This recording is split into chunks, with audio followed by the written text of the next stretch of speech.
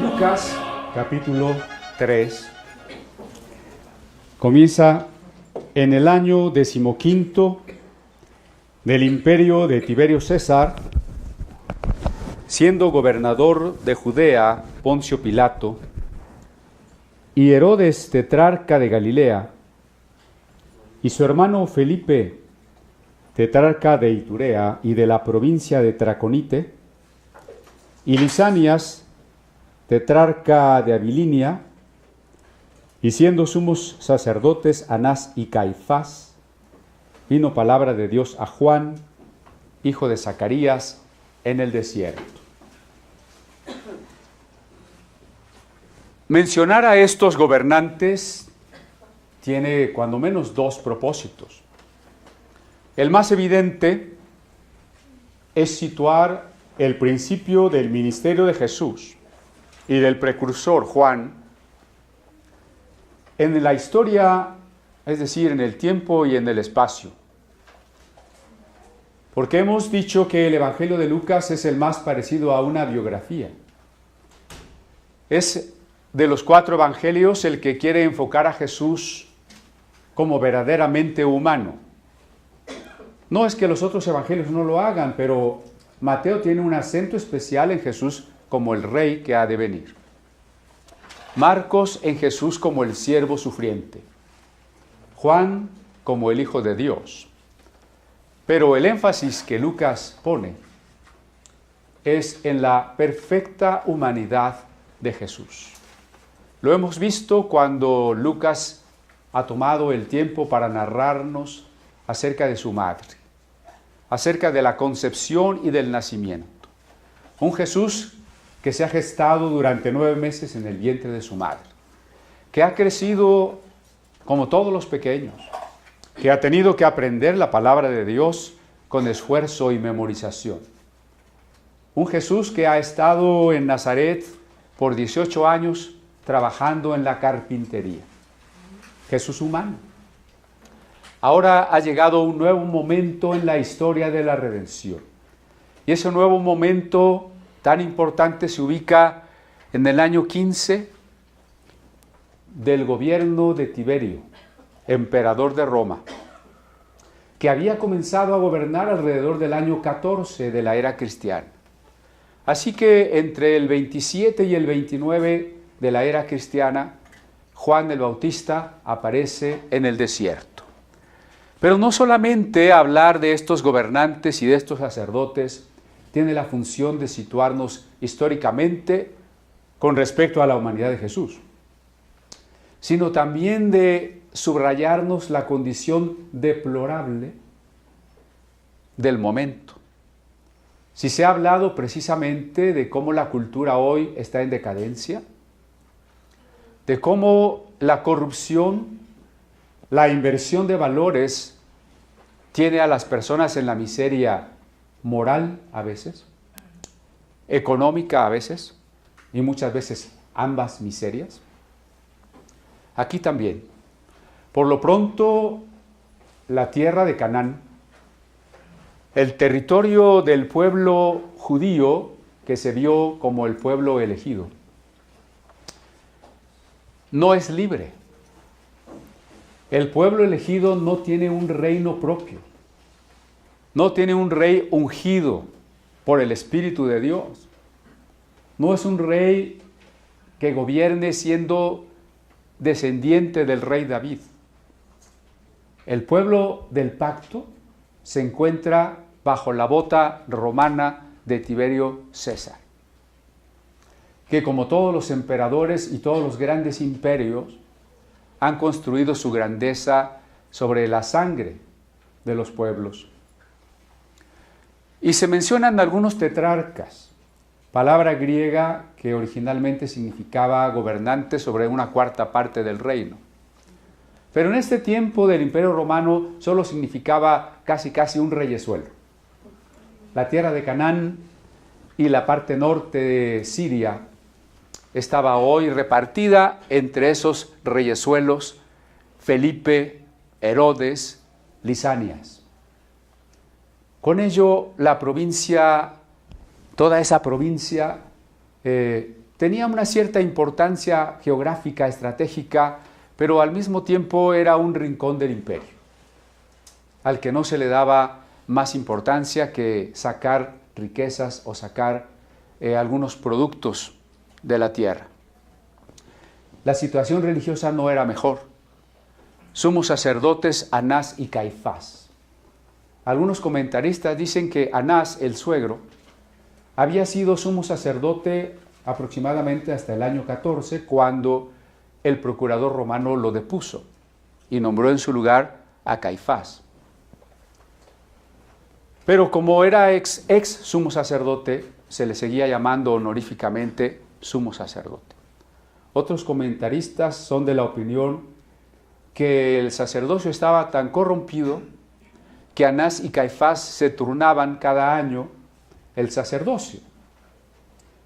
Esto sería una corrupción, efectivamente, porque el sumo sacerdote, recuerden que era aquel, entre otras cosas, que podía entrar al lugar santísimo una vez al año para ofrecer el sacrificio expiatorio en el día del Yom Kippur. Era elegido sacerdote toda la vida, era un cargo vitalicio. Así que si hubiese sido verdad que ellos se alternaban el sacerdocio, entonces era una corrupción, ¿no? Que no sería la primera vez, porque ya había varios años que la dinastía Asmonea había usurpado el sacerdocio siendo reyes, lo cual, conforme a la ley de Moisés, no era correcto. Pues entonces la situación política para el pueblo de Dios era negativa. Y lo había sido por varios siglos que habían vivido oprimidos por diferentes imperios. La situación económica quizá era peor que la que podamos vivir hoy nosotros en nuestro contexto. Porque si aún tuviésemos una mayor exacción con impuestos, con alza de precios, con reducción de salarios y otras cosas, todavía no llegamos a la condición de los judíos de ese tiempo. La situación religiosa también. Pero note usted cuando dice vino palabra de Dios a Juan. Vino palabra de Dios a Juan. No a Tiberio, el importante. No a Herodes, el importante. No a Caifás, el sumo sacerdote. Para Dios, las personas importantes aquí en el mundo, socialmente, económicamente importantes, para Dios no son importantes. A veces ni siquiera se recuerdan sus nombres. En el mismo Evangelio de Lucas, cuando lleguemos al capítulo 16, veremos la historia de un rico y Lázaro. El importante era el rico. ¿Cómo se llamaba? La Biblia no registra su nombre, no es importante.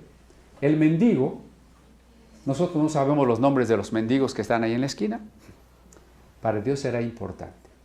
Hoy sabemos que se llamaba Lázaro. En 3,000 idiomas en el mundo y por 20 siglos, sabemos que ese hombre se llamaba Lázaro. Para Dios los importantes son los humildes. Recuerde una frase y siempre téngala en su mente. Dios resiste a los soberbios y da gracia a los humildes. Resiste quiere decir pelea con ellos, los rechaza, se opone, los destruye. Dios resiste a los soberbios y da gracia a los humildes.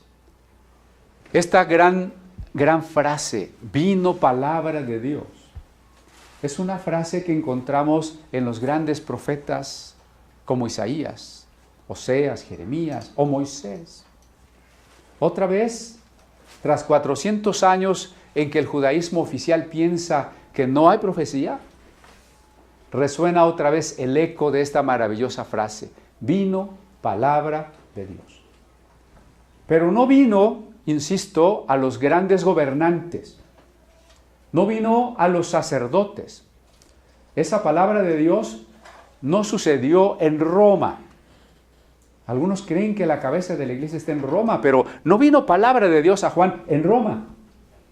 No vino palabra de Dios a Juan en Jerusalén. Para muchos es la ciudad santa. Y pagan por ir de viaje allá a la ciudad santa, como si ir allá les vaya a dar alguna bendición. A lo mejor es pura envidia de mi parte. Pero no vino palabra de Dios a Jerusalén. No vino palabra de Dios al templo. Ni siquiera al templo. Era de esperarse que si iba a haber una palabra de Dios, fuese al sumo sacerdote en el templo. Pero no. Vino palabra de Dios a Juan. ¿Y quién era Juan? Bueno, Lucas ya se ha tomado el tiempo para explicarnos que era hijo de un sacerdote. Juan por herencia sería un sacerdote, solamente que lo encontramos en el desierto. No ha participado del grupo que ejerce oficialmente el sacerdocio en Jerusalén. Los papás de Juan eran muy ancianos, ¿recuerdan? De la misma manera que Abraham y Sara, que no tenían esperanza de tener un hijo, Zacarías y Elizabeth no tenían esperanza de tener un hijo. Recuerden cómo Lucas, que conoce perfectamente la teología judaica, nos está mostrando la llegada del nuevo pacto y la llegada del reino, haciendo analogías de ese nuevo pacto con todos los eventos milagrosos del pacto anterior, como es el caso del nacimiento de Juan o el nacimiento de Jesús, de una manera milagrosa. Pues los papás de Juan eran muy ancianos, lo que nos indica que debe haber quedado huérfano a muy temprana edad. Cuando Juan vuelve a aparecer ahora, en el año 27, 29, Juan es un adulto de unos 30 años y aparece en el desierto, lo que nos sugiere que, habiendo quedado huérfano, se crió con las comunidades judías del desierto, entre ellos los esenios, y que los esenios pensaban que el sacerdocio de Jerusalén era un sacerdocio apóstata, y sus argumentos eran varios. En primer lugar, y eso era cierto, estaban en manos de los saduceos, que habían hecho un pacto con los romanos, un pacto político. Y para los grupos qumranitas eso era una apostasía. Pero también los grupos del desierto habían guardado un antiguo calendario solar, mientras que el sacerdocio de Jerusalén había adoptado el calendario lunar babilónico. Y eso hacía una diferencia en las fechas y la manera exacta de celebrar las fiestas, lo que para los esenios era una apostasía. Por lo pronto, Juan el Bautista, hijo de sacerdotes, no ejerce en Jerusalén, vive en el desierto. Pero no solamente porque se hubiese criado allí y porque tuviese algunos puntos de contacto con los grupos judíos que habían formado comunidades muy estrictas de observancia de la ley, sino también porque hay aquí una simbología muy importante. La importancia, precisamente, del desierto. ¿Por qué el desierto es importante? Déjeme decirle que si usted ha de servir a Dios, cualquiera de ustedes, hombre, mujer, hermanos, a la distancia, cualquiera de nosotros va a servir a Dios, no puede hacerlo si antes Dios no nos lleva al desierto. ¿Qué es eso? Usted recordará que los grandes personajes, patriarcas, profetas, apóstoles, estuvieron en el desierto. Abraham salió de una ciudad y un buen tiempo pasó en el desierto. Moisés vivió 40 años en el desierto. Elías también vivió en el desierto. Jeremías fue al desierto. Pablo después de su conversión, se fue al desierto. Jesús ayunó 40 días en el desierto. El pueblo de Israel peregrinó 40 años en el desierto. En la entrevista que tenemos en el programa Sacro y Profano de Canal 11, una de las preguntas que me hacían es, ¿por qué Israel vagó 40 años en el desierto si ni siquiera era la ruta para ir a la tierra prometida? Y yo explicaba, en el desierto Israel tuvo que aprender a amar a Dios. El desierto es la escuela de la soledad. Mientras usted haga depender su felicidad de estar con otros, de otros seres finitos, no ha aprendido a estar a solas con Dios. Solo en el desierto, allá en el silencio, en la renuncia a los placeres, a las comodidades. Solo en el silencio y la soledad podemos aprender a oír a Dios. Esa es la escuela de los siervos de Dios.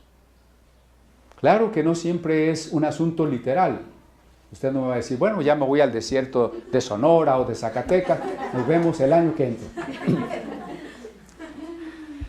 Pero esas etapas de la vida de grandes pruebas, donde tenemos que tomar decisiones de las que nadie nos puede decir qué hacer, aquellas congojas en las que tenemos que clamar como el ciervo brama por las corrientes de las aguas, donde tenemos que escuchar a Dios y realmente buscar su rostro y ayunar y pasar tiempo a solas con Él y con su palabra, para ser quebrantados. Este es un mensaje que será constante en este evangelio, porque después veremos que parte de la predicación de Juan se asemeja a su propia experiencia. El que viene tras mí los bautizará con Espíritu Santo y con fuego.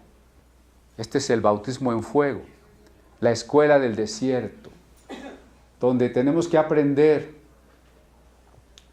a hablar con Dios, a escuchar su voz, a ser tentados. Lo veremos ampliamente cuando lleguemos a las tentaciones de Jesús. Sucedieron en el desierto. Sucedieron en el tiempo del ayuno.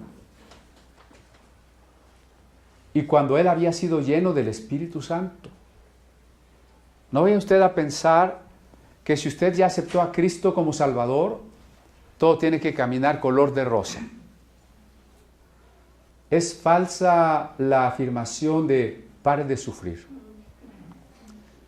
Rendirle nuestra vida a Cristo no significa que Él nos haya prometido que nos va a hacer ricos, exitosos, prósperos, líderes, sanos. No quiere decir eso. Rendirle nuestra vida a Jesús, pedir la llenura del Espíritu Santo, más seguramente nos llevará por el mismo camino de Juan el Bautista y el mismo camino de Jesús. Ir al desierto. Y en el desierto ser tentados. Y en el desierto sufrir. Ser purificados.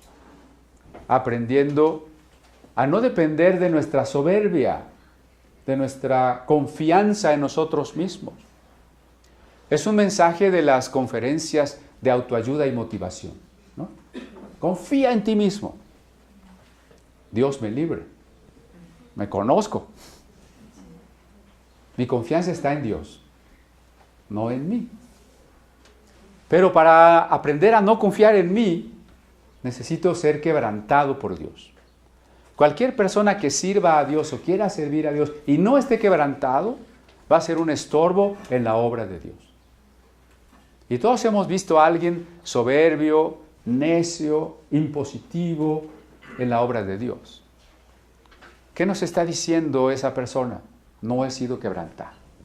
Por eso creo conflictos en el cuerpo de Cristo, porque no he sido quebrantado. No lo dice así, pero su conducta sí. Necesitamos ser quebrantados, ¿no?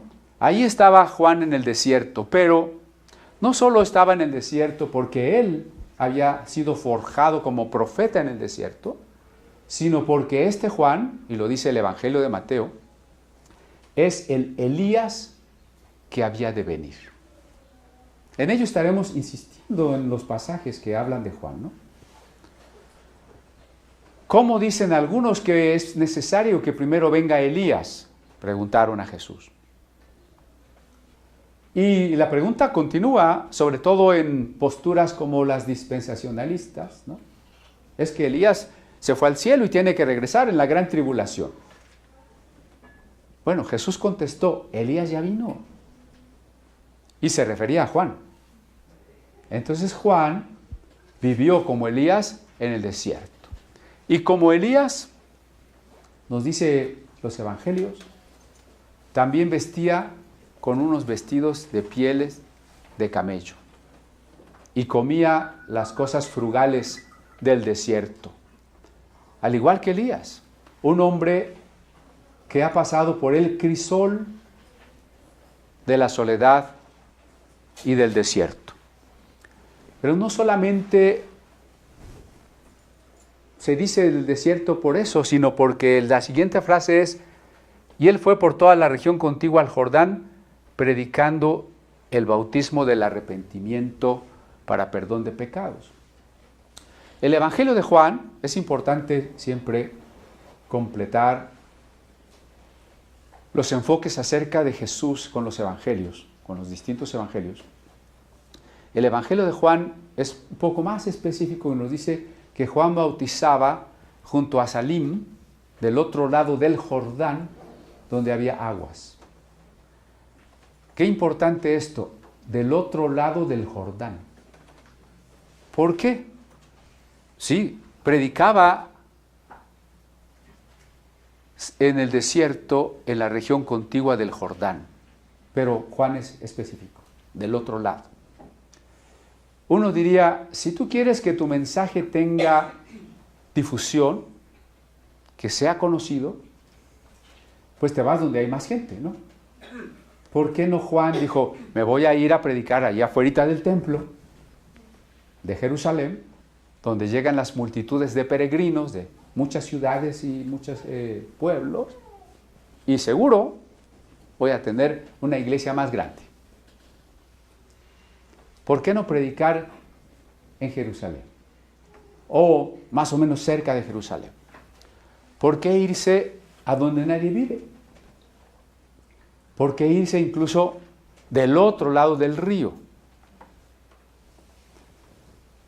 Bueno, no sé si tenga usted en su cabeza un mapa, pero si usted puede imaginar el mapa, el río Jordán correría en forma vertical, del norte hacia el sur, y digamos del río hacia el mar Mediterráneo, es la tierra de Israel. Juan está del otro lado del río, donde es el desierto. Bueno, tal vez nos pongan ahí un mapita, ¿verdad? Del otro lado del río, donde es el desierto. ¿Cuál es la razón? Que Dios no siempre tiene conceptos mercadológicos. A veces nosotros queremos llevar el ministerio con técnicas mercadológicas, ¿no? Y como museo hemos tenido muchas propuestas de ese tipo. ¿Sí? Oye, pero si pusieras una música más rock and rollera tendrías más gente. Muchas gracias. Dios no tiene conceptos o estrategias mercadotécnicas, ¿no? Hay principios espirituales más importantes. Ese mapa tendríamos que abrirlo un poquito más o uno más específico. Ese, no, el segundo. Ese, mero. Gracias. Ahí está. ¿Sí se ve? No se ve. Ahí está. Ok. Este es el río Jordán. Hacia acá, hacia el mar, es la tierra de Israel. Del otro lado, pues es el desierto. El río, del otro lado del río, está predicando Juan. Mi pregunta era, ¿por qué del otro lado del río? Si allí no es tan fácil que se difunda un mensaje. Porque lo importante en esta predicación de Juan es el anuncio del nuevo Israel. El anuncio de Juan el Bautista es que el reino de Dios está a punto de establecerse. Pensemos que los profetas por varios siglos han estado anunciando que Dios va a establecer su reino en este mundo. Al principio de la reunión leímos Malaquías 4.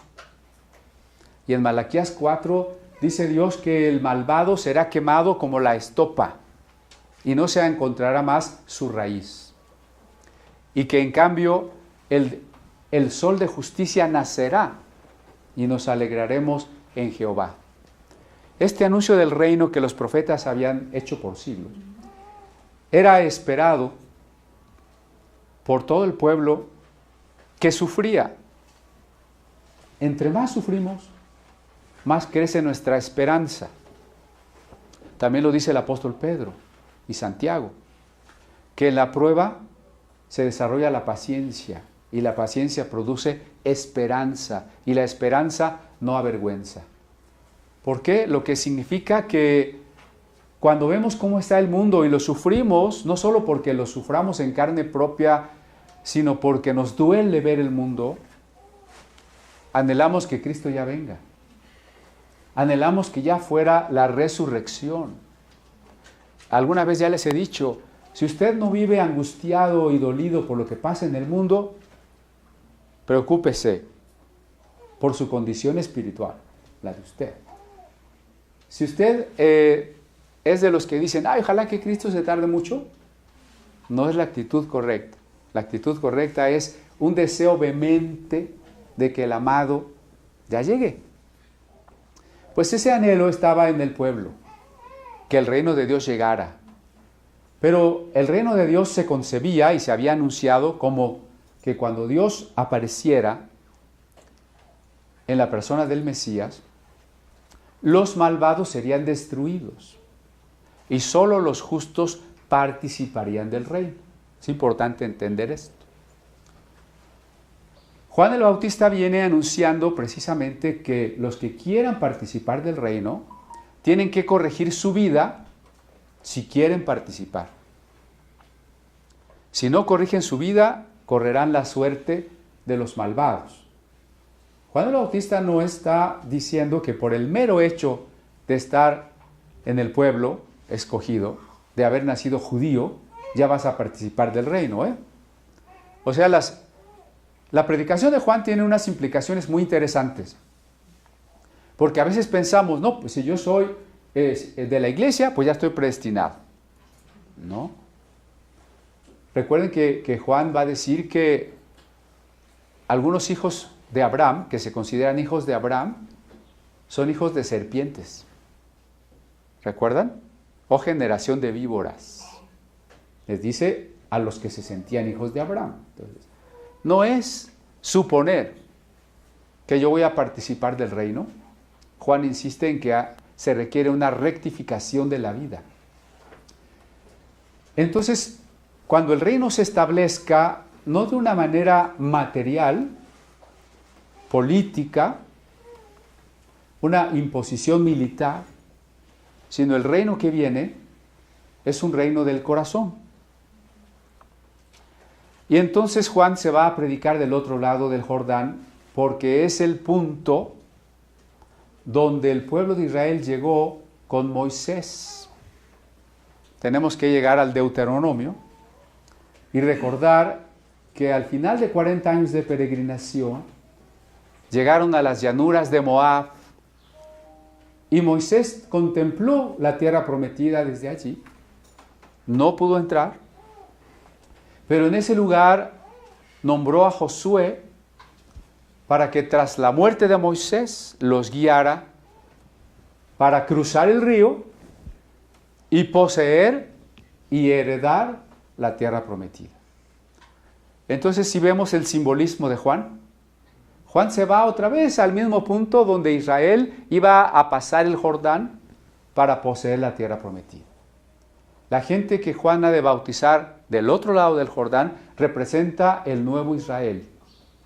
El Israel espiritual, que sumergiéndose en el agua equivaldrá al paso de Josué por el río y poseerá una nueva tierra prometida, no física, sino el reino de Dios. Entonces es importantísimo el hecho de que Juan haya ido a predicar en ese lugar. Y si seguimos leyendo, dice que predicando el bautismo del arrepentimiento para perdón de pecados. Esta frase contiene muchas cosas. Primero nos habla del bautismo. La palabra bautizar en griego significa sumergir. Incluso el sumergir una tela para poderla teñir. Como práctica religiosa de ablución o lavamiento, es común a muchas religiones.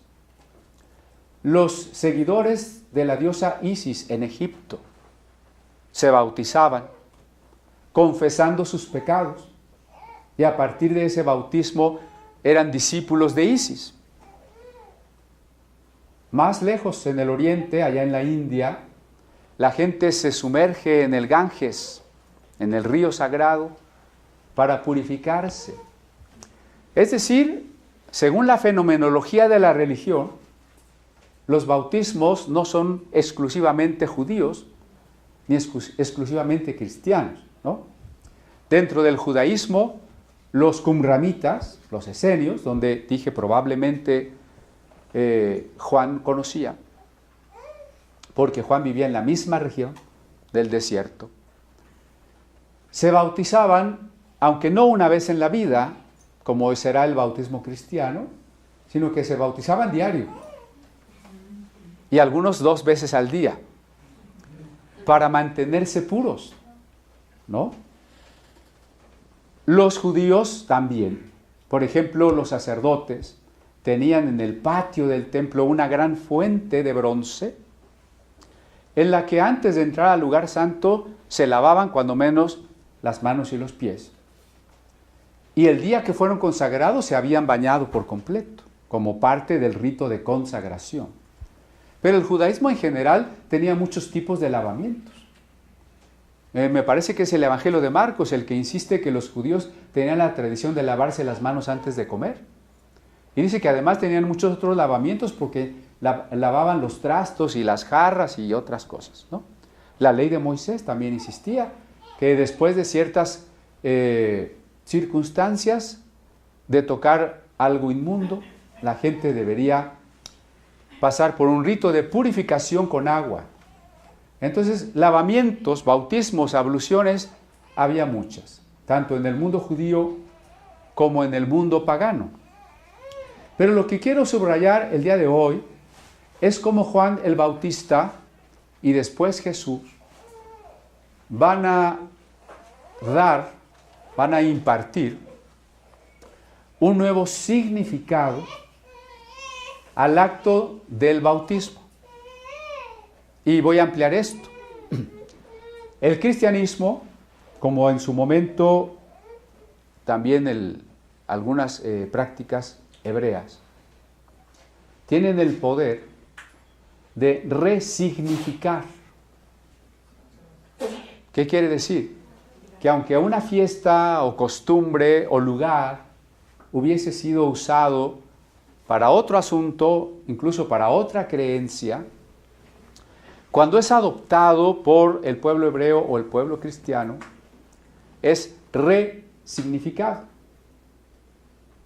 Aclaro de antemano que hay que tener cuidado con el sincretismo.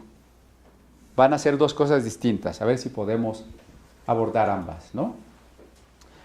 En el caso del pueblo hebreo, las fiestas como la Pascua, la fiesta de los panes ácimos y la de tabernáculos, ya existían en Canaán antes de la llegada de los hebreos. Algunos lugares como Jericó, Betel o Gilgal ya eran santuarios antes de la llegada de los hebreos. Lo interesante es que en el texto bíblico, la lucha entre la religión cananita y la religión judía va logrando que los judíos vean ahora esos santuarios antiguos como lugares de manifestaciones del Dios único. Allí en Betel, Jacob tiene el sueño de la escalera de ángeles, ¿no? Allí en Gilgal, o en Jericó, Elías establece la escuela de profetas. De la misma manera, la Pascua, la fiesta de los panes ácimos, la fiesta de tabernáculos, recibirá un nuevo sentido, ya no de adoración a las divinidades de fertilidad, sino como fiestas de la liberación y de la peregrinación, de un Dios que ha actuado en la historia y ha redimido a su pueblo. Resignificaron. Y el cristianismo también. En este caso, por ejemplo, el bautismo. Insisto que aunque era una práctica de otros pueblos, como entre los egipcios, no solo el bautismo, sino también en algún tiempo les expliqué cómo la circuncisión ya existía entre los egipcios antes de ser practicada por los hebreos. Pero recibe un nuevo significado, ¿no? Entre los hebreos, la circuncisión será ahora la señal que indica que un niño forma parte del pueblo elegido. La señal del pacto. Bien. Estamos muy cerca de la Navidad y algunos hermanos se pronuncian por decir, la Navidad era una fiesta al sol y era pagana, así que no hay que celebrar la Navidad. Algo de eso platicamos cuando vimos Lucas 2, ¿no? Todavía más cerca del Día de Muertos. Y algunos hermanos realmente se espantan por el Día de Muertos y dicen, cuidado, todo eso tiene demonios, ¿sí? Y entonces ven a unos niños disfrazados y se horrorizan, y niños chamucados, ¿no? Y esas personas que andan ahí yendo a los panteones y comiendo ofrendas, seguro están endemoniados y los vemos como unos brujos malvados. Y algunos videos por allí de cristianos hablando en contra del Día de Muertos lo reducen todo a que los druidas invocaban demonios y hacían tambores de piel humana y que los aztecas y... Ok. Yo no estoy diciendo que usted celebre el Día de Muertos, no. Vaya a decir eso. De hecho, estoy en contra de que el gobierno mexicano, de sus diferentes niveles, o instituciones educativas como la propia Universidad Nacional, estén promoviendo un asunto religioso como es la reverencia a los muertos, con el pretexto de que es una tradición. Porque decir debemos guardar nuestras tradiciones es una frase emotiva, mas no racional. Las frases emotivas forman parte de los discursos de Adolfo Hitler. Cuidado, ¿sí? Cuando un discurso está lleno de frases emotivas, pero no racionales, hubiésemos sido nosotros candidatos a ser seguidores de Hitler. ¿Qué quiere decir guardar nuestras tradiciones? Pues no quiere decir nada, porque si la analizamos un poquito, la primera pregunta es ¿cuáles son nuestras? ¿Verdad? Porque somos muy diferentes en las diferentes partes del país. ¿Cuáles son nuestras? Segundo, ¿qué significa tradición? Y tradición significa transmisión de algo. Y entonces la siguiente pregunta es si todo lo que se nos ha transmitido indiscriminadamente debe ser aceptado y conservado. O más bien habrá tradiciones útiles y otras inútiles. Unas benéficas y otras dañinas. Unas verdaderas y otras falsas. Y cuando empezamos a usar la razón, nos damos cuenta que la frase guardar nuestras tradiciones es vacía. ¿Sí? Pero con ese pretexto se promueve una creencia religiosa de por sí sincretista, porque al mismo tiempo que se recurre a creencias prehispánicas como el Mictlán, se confunden también con prácticas de la Europa del Norte sobre las brujas y otras cosas, las calabazas y demás, ¿no? Y al mismo tiempo con algunas creencias católicas de las que a veces no estamos tan conscientes de sus orígenes. Y todo ello se mezcla. Y se hace una ensalada y la gente está feliz porque al pueblo pan y circo. Cuidado, ¿eh? No vayamos a ser parte de la masa que pierde su individualidad y su conciencia, y mientras el gobierno nos dé un poquito para no morirnos de hambre y nos ponga circo a través de la tele y de marchas y festivales y fiestecitas, y usted está feliz, se parece más a la legión del Gadareno que al Gadareno liberado. Porque la legión del Gadareno es la masa, es la legión.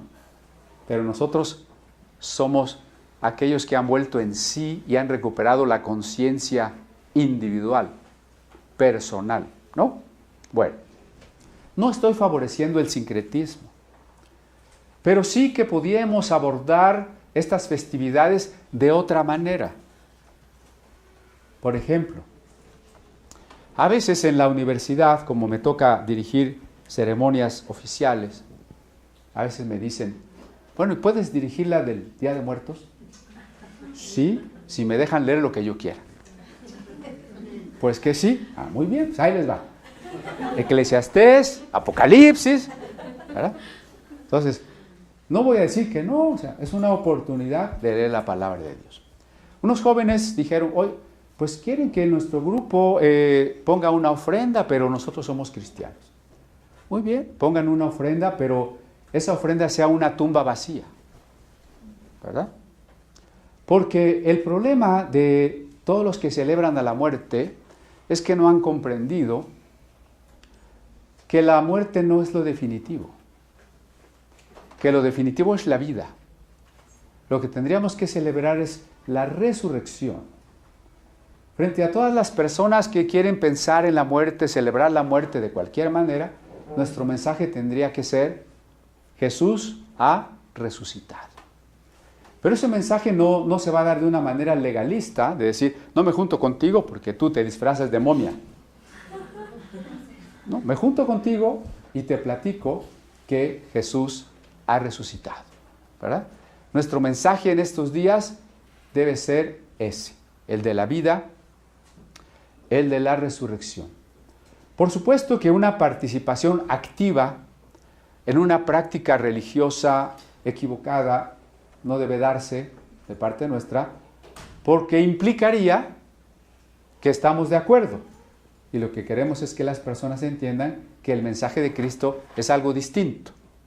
Que nosotros no suponemos, porque no sucede, que el 2 de noviembre salgan nuestros familiares del inframundo y vengan a echarse unos taquitos de lo que más les gustaba y un pulquito, ¿verdad?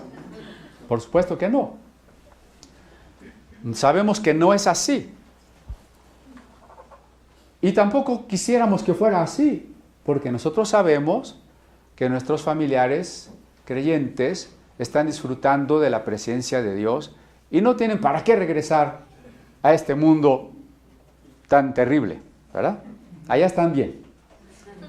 Y también, ¿qué tiene que ver con la razón el hecho de que vienen a comer pero no comen? ¿Y entonces qué comen? La sustancia. Entonces ya no te comas nada tú, ya eso no tiene sustancia. Lo que no debemos hacer es caer en la superstición. Algunos pastores estaban muy preocupados porque allá por donde estamos haciendo las reuniones de iglesias en Tultitlán, está una estatua de la Santa Muerte de ¿cuántos metros? De 20 metros de alto. Hermanos, vamos a pedir al gobierno que se quite, se prohíba esa estatua, vamos a echar aceite para que se ate esa potestad. Eso es superstición. Ni podemos pedir que se prohíba una religión si no queremos que se prohíba la nuestra, ¿verdad? Ni tampoco hacer una estatua de 20 metros es ningún demonio. ¿Cómo no va a ser un demonio? No. Los demonios actúan a través de las ideas que engañan a las personas. No están en las cosas. Entonces no vaya usted a decir, en la panadería no compro pan de muerto porque ya cada pancito ya trae su chamuquito. Hay quien se escandaliza. ¿Cómo comes pan de muerto? ¿Verdad? Cómase su pan de muerto. Es más, a la salida del culto creo que hay pan de muerto. Cuando yo entré a trabajar a la Secretaría de Relaciones Exteriores, se acercaba el Día de Muertos y pues todo el mundo se fue de vacaciones. Yo, por ser el nuevo, me quedé de guardia. Y como todavía no me pagaban, porque el gobierno se tarda mucho en pagar, no tenía ni para comer, pues me comí la ofrenda. ¿Verdad? O sea, pero no se me metió ningún chamuco, ¿eh? Eso sí. Porque el problema no está allí. El engaño está en si supusiéramos que los muertos vienen y que la muerte es alguien, que invoquemos a la muerte, que la muerte venga a ser nuestra amiga, nuestra protectora. Ahí estarían los engaños que la Biblia llamaría demoníacos, porque cualquier cosa que ocupe, que usurpe el lugar de Dios, eso es lo demoníaco. Y ahí es donde debemos de tener cuidado. Pero, por ejemplo, el Día de Todos los Santos, que por cierto fue en vísperas de ese día que Lutero clavó sus 95 tesis contra las indulgencias. Esas tesis que afirmaban que es falso que alguien tenga el poder de sacar las almas del purgatorio. Era un asunto relacionado con el estado de la muerte. El Día de Todos los Santos, pues, en siglos previos se celebraba en julio, no en noviembre. Y obedecía al hecho de recordar a todos los mártires cristianos que habían muerto asesinados por los césares romanos. Es decir, el origen de ese día es bastante cristiano. Era un día en que se recordaban los hermanos nuestros que murieron quemados, crucificados, echados a los leones durante las épocas del año 67 al 313 de la persecución romana. Después se cambió para celebrarla o juntarla con una fecha agrícola que anuncia el fin de las lluvias y la llegada del invierno, el 2 de noviembre. Era una fecha pagana, ciertamente, para quienes adoraban a la tierra, al cielo, a la lluvia como divinidades. Y quedaron juntos el 1 de noviembre y el 2 de noviembre. Pero, ¿por qué no entonces aprovechar a explicar qué es eso de todos los santos? ¿Qué se recordaba? ¿Y por qué murieron? Y si podemos recordar que esos hombres y mujeres que estaban allí a punto de ser quemados o crucificados, no morían maldiciendo a sus verdugos, no morían gritando desesperados porque no me quiero morir, sino que morían cantando, morían con una sonrisa en el rostro, morían pidiendo perdón para sus ejecutores. De tal manera que Eusebio de Cesarea en su historia eclesiástica dice que la sangre de los mártires fertilizaba y regaba la semilla del Evangelio. Porque cuando la gente pagana asistía a la ejecución de los cristianos y veía la paz y el perdón con que esos cristianos morían, mucha gente más se convertía. A veces no captamos que con nuestra muerte muchos llegarán al Evangelio. Y eso ha sido siempre. Aún misioneros del siglo XX que fueron asesinados al llegar a predicar a una tribu, murieron y no vieron la obra de Dios, donde ahora hay una iglesia cristiana, gracias a su muerte. Entonces, recordar a estos que murieron es recordar que ellos murieron en la esperanza de la resurrección, porque estaban dispuestos a ser quemados o a dejarse arrojar a que los leones los devoraran.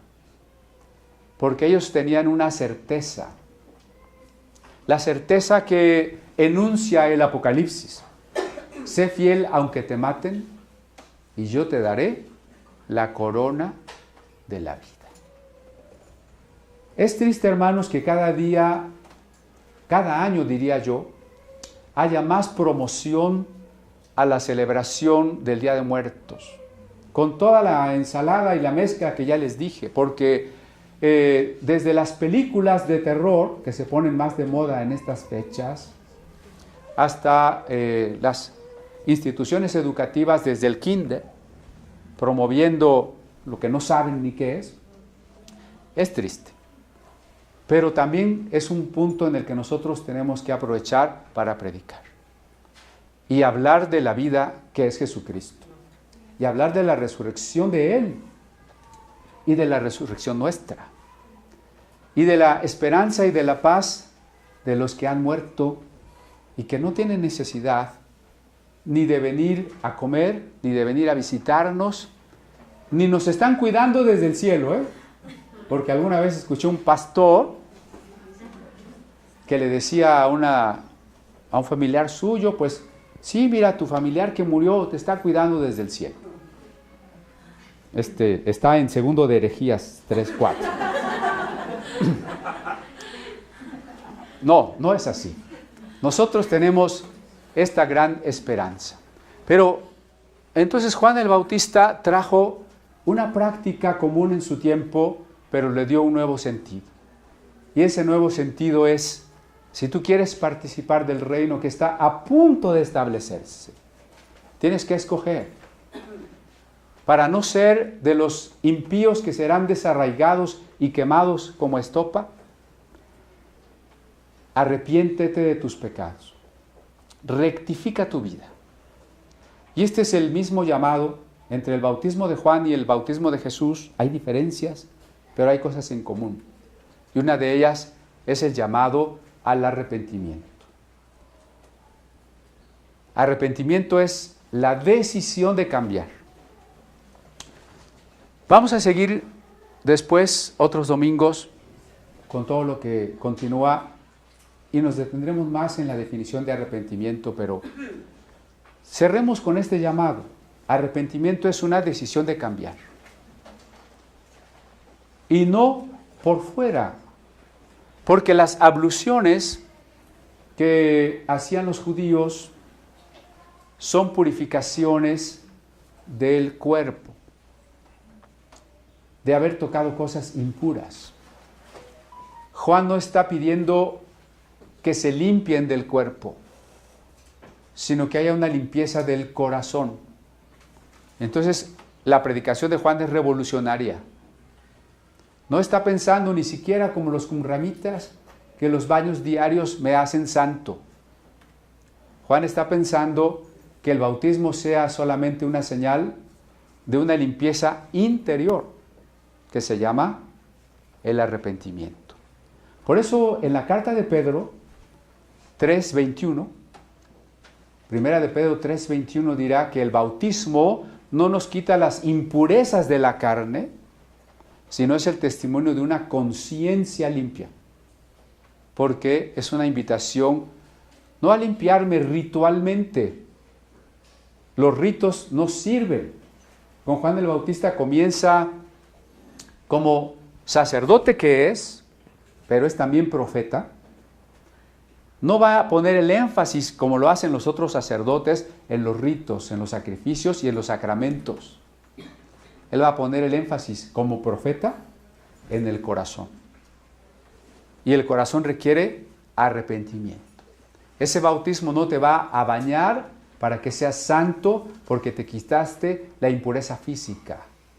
Ese bautismo solo será la señal del compromiso de una verdadera decisión de cambiar, de corregir tu vida, de enderezar tu rumbo para regresarte con Dios.